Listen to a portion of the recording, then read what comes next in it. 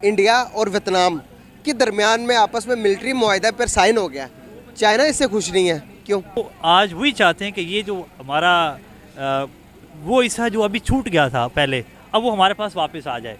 तो इसलिए ज़ाहिर बात है वो तो इससे कभी खुश नहीं होगा, क्योंकि उसने मिलिट्री कोलैबोरेशंस किया इंडिया के साथ। इंडिया के साथ वैसे भी चाइना खुश नहीं है। काफ़ी सारे बॉर्डर के आपको जानते हैं, जैसे लद्दाख में अभी कुछ अर्सा पहले जो है वो वहाँ पे मामलात ख़राब थे, आर्मी जो दोनों तरफ से आ चुकी थी, जंग का ख़तरा भी था वहाँ पे। चाइना कभी भी नहीं चाहेगा कि वियतनाम जो है वो इंडिया के साथ कोलैबोरेट करे मिलिट्री तौर पे, जहाँ पे हथियार आएँ, जहाँ पे बारूद आएँ, मिसाइल आएँ, तो वो कभी भी नहीं चाहेगा। क्योंकि वो अब आप देखें, आपके पास पावर है और एक है जो आप पावर का हिस्सा है, और आप कभी नहीं चाहेंगे कि वो मेरे मुखालिफ आए, मुझसे ज़्यादा अपने आप को बड़ा बनाने की शो करे, तो वो उसको कैसे अच्छा लगेगा। तो ज़ाहिर बात है, यही वजह है कि वो कभी नहीं चाहता है कि भाई ये मेरे मुखालिफ आए और मुझसे ज़्यादा चले, तो इसी वजह से वो मुखालफत कर रहा है। अच्छा, तो आप क्या समझते हैं कि इंडिया जो वियतनाम का साथ दे रहा है ये सही कर रहा है या नहीं? देखिए, हर मुल्क जो है वो जब भी किसी का साथ देता है उसके उसमें मफादात होते हैं। अब मैं अगर हमारा मुल्क किसी का साथ देता है तो उसमें उसके मफाद होता है, तो अपने जो मफादात हैं मुल्क उसको देखते हैं।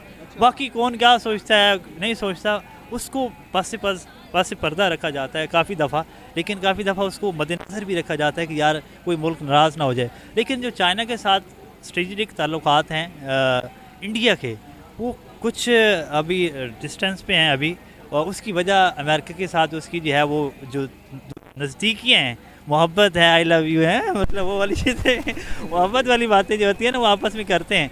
तो इस वजह से चाइना को जो इंडिया को मसला नहीं है, क्योंकि उसके साथ अमेरिका खड़ा है।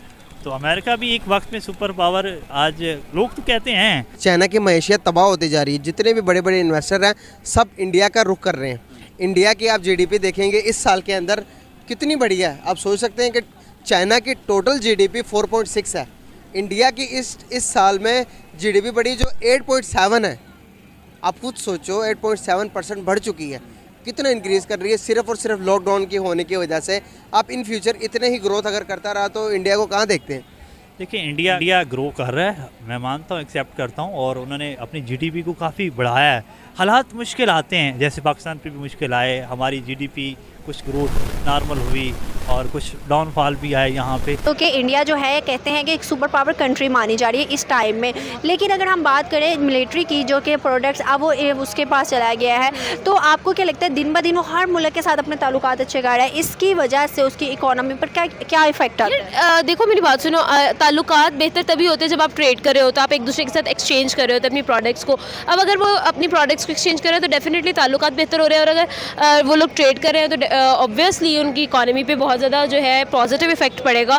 अगर हम खुद देखें तो उनके अरब कंट्रीज़ के साथ बहुत अच्छे रिलेशनशिप्स हैं। आपने खुद ही न्यूज़ भी पढ़ी होगी, अब्दुल लतीफ़ जमील ने $220 मिलियन की जो है इन्वेस्टमेंट की है इंडिया की एक कंपनी के अंदर। अगर हम इसके अलावा बात करें तो रिसेंटली हमें ये भी न्यूज़ मिली थी कि UAE के साथ उन्होंने बिलियंस के अंदर ना $बिलियन के अंदर जो है उन्होंने एक कॉन्ट्रैक्ट साइन किया है, जिसके अंदर वो ट्रेड करेंगे और बहुत सारी चीज़ें।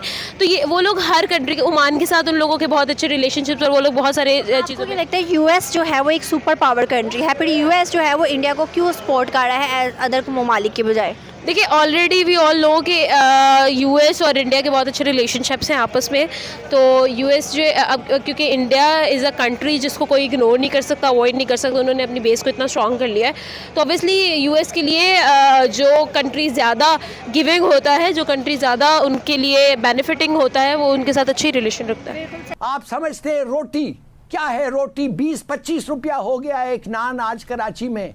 फर्टिलाइजर, पेस्टिसाइड 5 से 10% आप उस पर टैक्स कर दिया है। डीजल पेट्रोल को आपको पता तो है 300 रुपये तक जाएगा डीजल और पेट्रोल, और आप समझते हैं कि गरीब के पास इतने पैसे होंगे उसके लिए? 25 रुपया बढ़ गया है 1 लोफ ऑफ स्लाइस्ड ब्रेड। किधर से आएगा गरीब के पास पैसे? कपड़ा, टेक्सटाइल, गैस ही नहीं है, और आपने ऑर्डर भी नहीं किया, और आपके पास पैसे नहीं है खरीदने के लिए। तो ये 40,000 फैक्ट्रीज जो हैं, क्या होगा उनको? कैसे चलेंगे? फूक से चलेंगे? कपड़ा नहीं होगा उनके पास। मकान देखें, सीमेंट प्राइसेस ऊपर हो गए 20-30%, हाउसिंग कॉस्ट 40% ऊपर हो गए, कंस्ट्रक्शन इंडस्ट्री बैठ गया है, नौकरी जा रहे हैं लोगों का। क्या कह रहे हैं आप यार, खुदा के लिए? आपको पता है what is the real rate of inflation? 24%। कौन कहता है 24%? 11% कहती है गवर्नमेंट, 24% कहता है तरीन, और जॉन हॉपकिंस कहती है 38%। इंटरेस्ट रेट 20 से 25। आप मुझे बताएं समीना, अगर 20 से 25% इंटरेस्ट रेट होगा, कोई आके इन्वेस्ट करेगा मैन्युफैक्चरिंग के लिए, मैन्युफैक्चरिंग करने के लिए? स्टॉक एक्सचेंज 6000 नीचे, worst performing stock exchange in Asia barring Sri Lanka. Sri Lanka के अलावा और कोई नहीं था। और फॉरेन एक्सचेंज 9 बिलियन। झूठ, नहीं है आपके पास 9 बिलियन, आपके पास सिफर है, माइनस है। क्यों?